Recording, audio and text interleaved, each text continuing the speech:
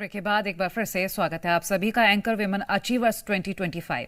हमारे इस special show में उन महिलाओं से बात कर रहे हैं जिन्होंने समाज में अपनी एक अलग पहचान बनाई है, एक मुकाम हासिल किया और समाज कल्याण की दिशा में भी काम कर रही हैं।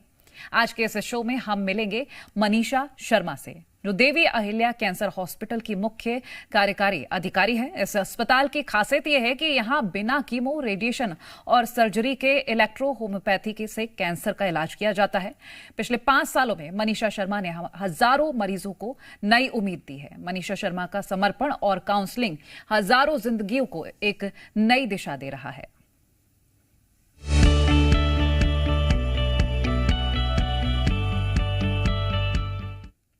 बहुत स्वागत है मनीषा जी आपका जीएमपीसीजी पर। सबसे पहले मैं आपसे ये जानना चाहूंगी कि देवी अहिल्या कैंसर हॉस्पिटल में बिना कीमो, बिना रेडिएशन के कैंसर का इलाज किया कैसे जाता है, इसके बारे में जरा विस्तार से बताइएगा। नमस्कार। देवी अहिल्या कैंसर हॉस्पिटल में हम एक यूनिक ट्रीटमेंट के द्वारा कैंसर का ट्रीटमेंट करते हैं। ये सच है कि बिना कीमो, बिना रेडिएशन के हम इसका इलाज करते हैं। हमारी पद्धति इलेक्ट्रो होम्योपैथी है, जो कि हर्बल है।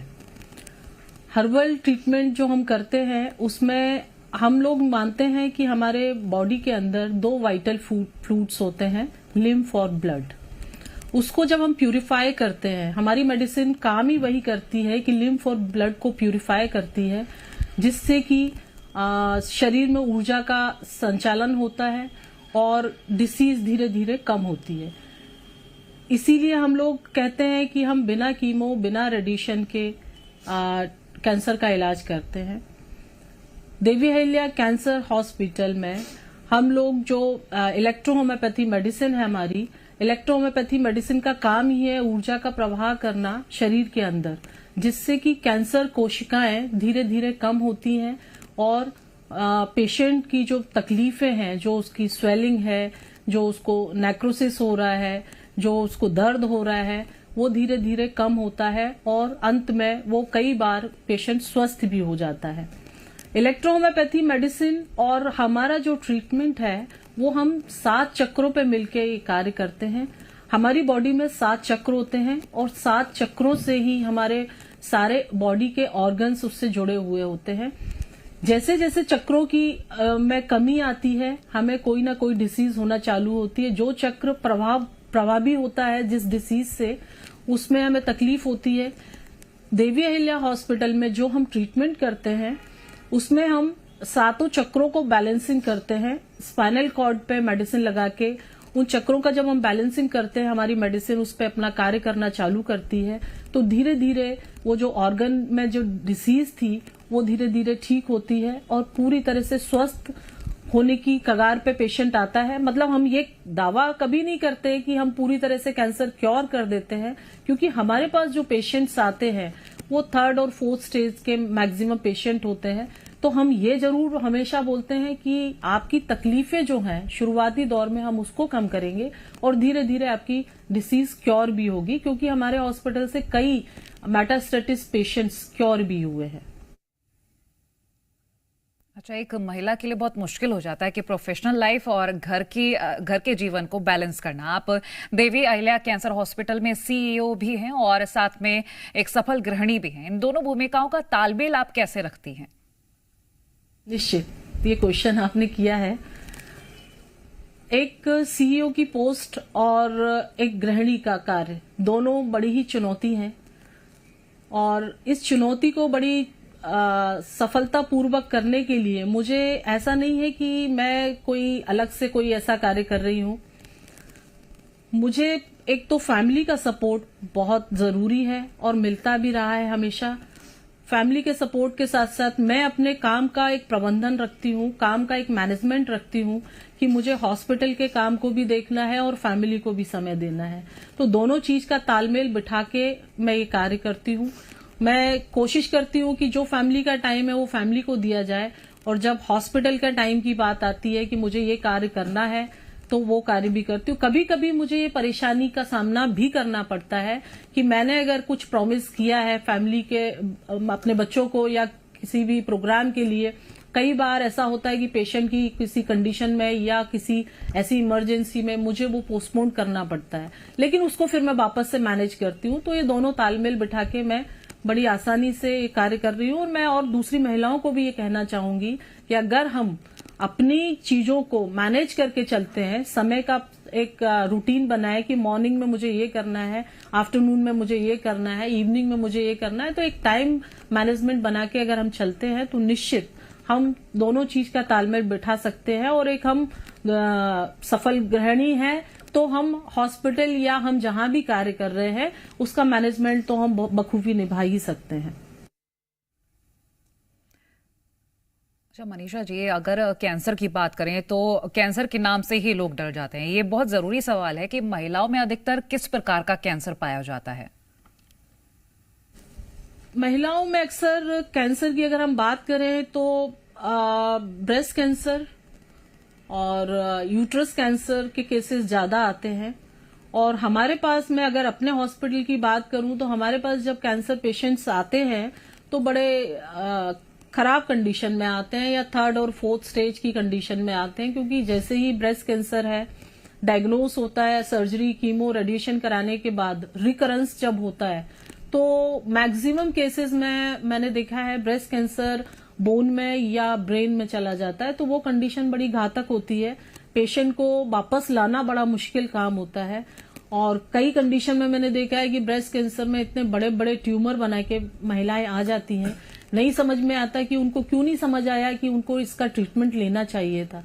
समय पे उसका अगर ट्रीटमेंट हुआ होता तो निश्चित वो इस बीमारी से बाहर भी आ सकती थी।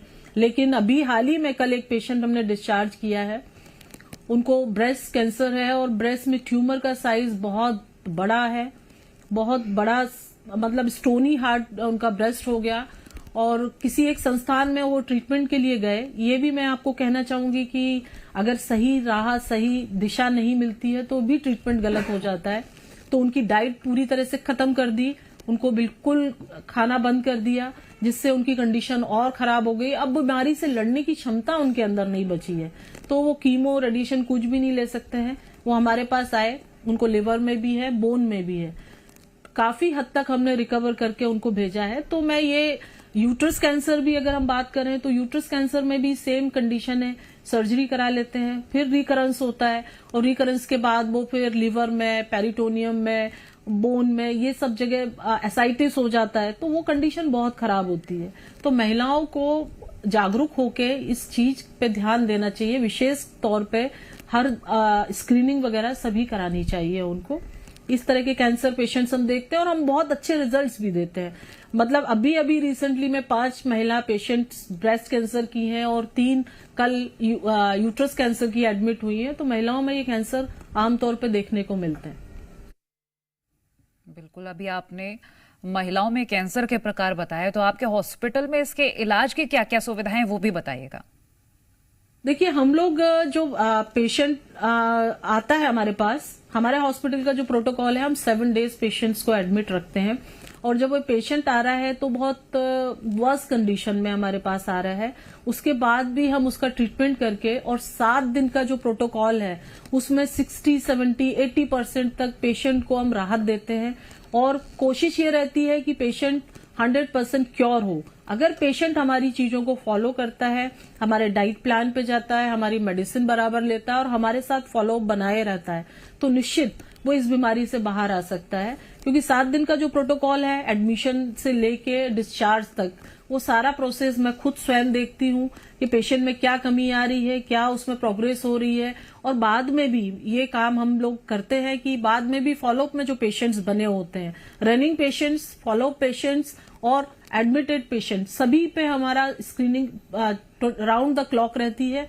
24 घंटे हम पेशेंट्स के साथ रहते हैं और धीरे धीरे पेशेंट्स रिकवर होता है हमारे यहाँ ये प्रोसेस के द्वारा। कोई हम मतलब ट्रीटमेंट जैसे एलोपैथी में कीमो रेडिएशन होता है, ये दर्दफुल ट्रीटमेंट है, इसमें पेशेंट्स को बहुत तकलीफ होती है।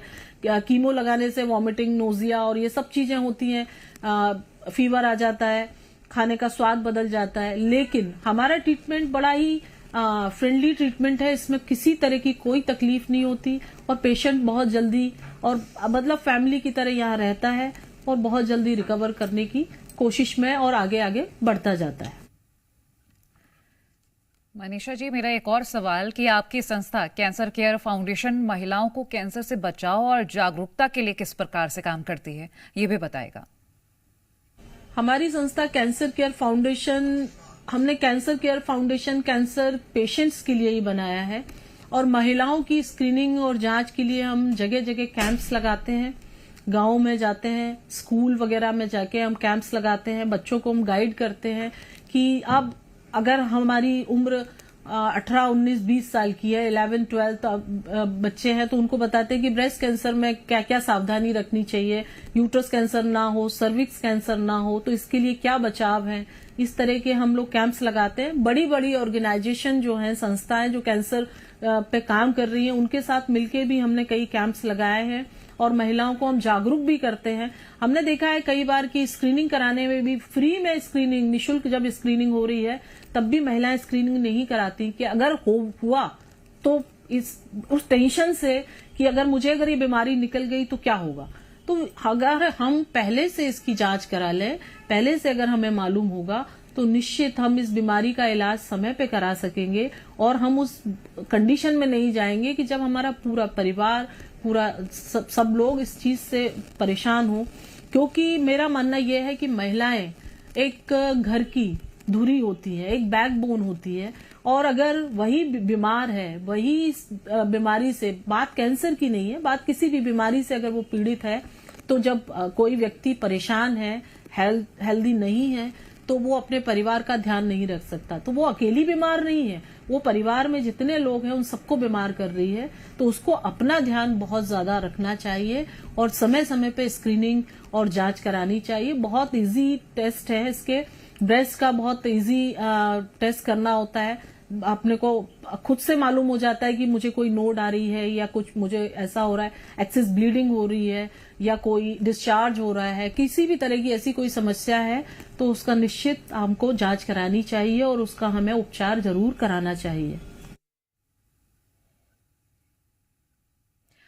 मनीषा जी, मेरा आखिरी सवाल आपसे रहेगा क्योंकि आज के वक्त में महिलाएं काम भी करती हैं और घर भी संभालती हैं, तो काफी बिजी शेड्यूल हो जाता है।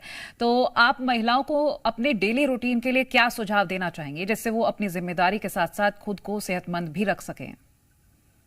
मैं महिलाओं को यही कहना चाहूंगी कि आपकी जिम्मेदारी सबसे बड़ी जिम्मेदारी है। ये मैं मानती हूँ कि सुबह उठने से लेकर रात सोने तक, सबसे पहले आप उठते हैं और रात सबसे आखिरी में आप सोते हैं, लेकिन आप उस परिवार की बैकबोन है। आपको अपना ध्यान जरूर रखना चाहिए। आपको डेली रूटीन में जो हम खाना खा रहे हैं, आप सबके लिए खाना अच्छा देते हैं, लेकिन सोचते हैं कि अब जो बच गया है वो मैं खा लूं। नहीं, आपको भी हेल्दी डाइट लेनी चाहिए, ताजे फल सब्जियां खानी चाहिए। रूटीन एक होना चाहिए आपका कि सुबह का ब्रेकफास्ट है, फिर लंच है, फिर डिनर है, एक सिस्टम होना चाहिए उसका। ये सब चीज हम करेंगे क्योंकि हमारी सारी बीमारियों की जड़ है हमारा खाना। अगर हमारा खान पान सही नहीं है तो निश्चित हमें धीरे धीरे करके कोई ना कोई डिसीज जरूर होगी। हम बहुत फास्ट करते हैं, बहुत सारी चीजें करते हैं, लेकिन उसमें भी हम साथ में कुछ ना कुछ हमें एक डाइट लेनी चाहिए जिससे कि हमारे सिस्टम, हमारा जो ऑर्गन में जिस चीज की कमी हो रही है वो उसकी पूर्ति होती रहे।